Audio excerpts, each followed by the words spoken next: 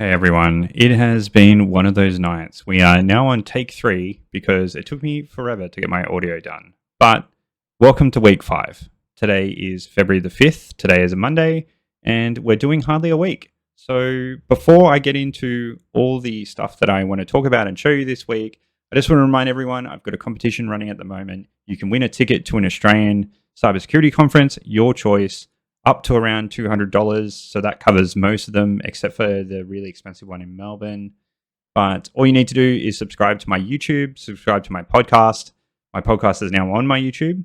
And then send me your handle and proof of your subscription to the podcast to highlyadequate@protonmail.com, and you will go in the running. So thanks to everyone who's subscribed already. I only have a few entries so far. So if you are interested, remember to send me the proof and your handle. And you'll go in the draw.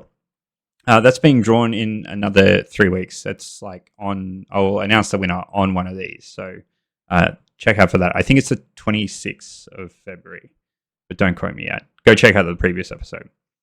With that, I just wanted to show This Week in Forensics. So this is actually the inspiration that I had for this podcast that I'm doing, this short form one.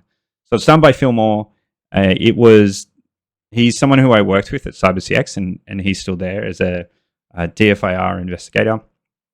And he puts these together every week, which is a lot of work. And you can see there's a lot here. Right at the bottom, there's the software updates, which is for actual tools that you can pay money for, down to things that are open source projects on GitHub and other kind of bucket repository things. Phil also puts my stuff on here, Highly Adequate, which is really nice of him. And yeah, there's heaps more here.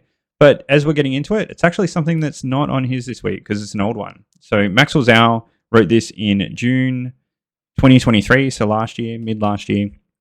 And it's on using Google Sheets as a C2 server, which is a really interesting concept. And the funny thing here is that it's not fixed because the exploit is not a problem with the program. It's just using it legitimately in a way that's not intended. So kind of like living off the land. Well, it is living off the land. And there's some mitigations that you can put in place, and there's some extra detections that you can do. And he's describing how to actually exploit it, which is really, really cool. And then there's some mitigations and everything at the bottom. So I'm going to do another video to actually show this working, and then put in some other mitigations that I've found, which may or may not have been introduced since he wrote this. Like maybe it's extra settings that have gone in, particularly if you're an organization that is a Google shop and uses this a lot. But the best control is always application control for these kind of things. So if you can limit your attack surface and your exposure, the better. The next one is from Phil's This Week in Forensics, the DFIR report, which is always a great read to have. You can actually sign up and get more stuff from them.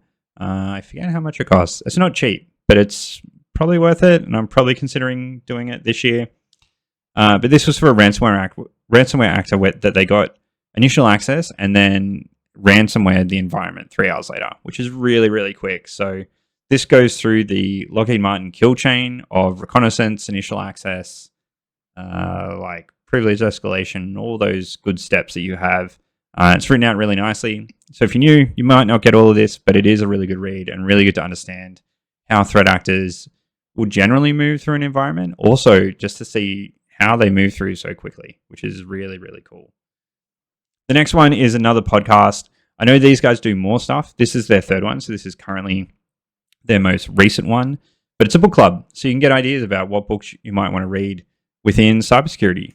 So if I go back here, I think I looked at this in the last 2 times I recorded this, but book club number 2 was out 2 weeks before. So if you're an avid reader and you can keep up, good on you. But if you're just looking for book ideas, which I definitely will be, so I'll be coming back here to get some ideas off these guys, I am looking forward to this, probably later in the year, after April. Finally, the Dragos OT Cert blog. So OT Cert is kind of run like parallel to Dragos. They're not like a sales entity or a vendor or anything. They actually run for free. So if you are a small to medium enterprise that does OT, you can sign up. Well, anyone can sign up that has anything to do with OT as an operator. It's aimed at small to medium. But even if you're big, you can probably learn things from this as well. This one's going through and talking about using USBs for transferring files. And then it gives an example of setting up your environment to do a file transfer.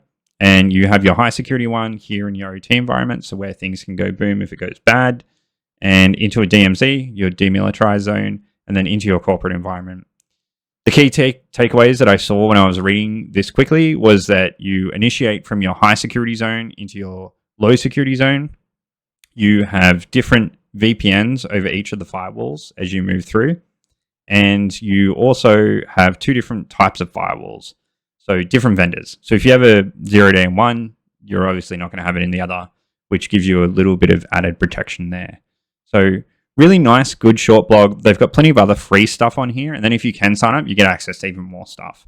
And then they also have monthly meetups with practitioners, which I used to be part of, which is just really cool to kind of see. And to have Chatham House rules and talk about things that you're coming up against. Finally, I just wanted to show you guys my website because I don't think I've shown this much before. It's got my dog team here. I will add my human team. I'm sorry, Lee and Leo. And my blog, which is pretty old. I haven't put anything on there for years now, so probably don't look at that. If you want to get on the Discord where I'm really active, this is an invite link that's always active. I've got my socials, LinkedIn and X, previously Twitter. I'm active on LinkedIn, not so much on X. My YouTube channel, which you may be watching this on, my podcast, the other one you may be listening to this on, and Forensic Focus, the one that I do with Cy. CTF's a dead link at the moment, and the shop will change. So if you are interested, I've still got my Cypher coin if you want to purchase that and solve a cipher. I've still got a competition running, so if you win that, we'll do a walkthrough video, and then I'm got a hat that I can send you as well. And I will buy you a beer if I ever run into you at a conference. But that's it for me this week. Thanks everyone that always comes to listen and joins me on this journey of learning and discovery. I really enjoy doing this because I probably do more reading than I normally would.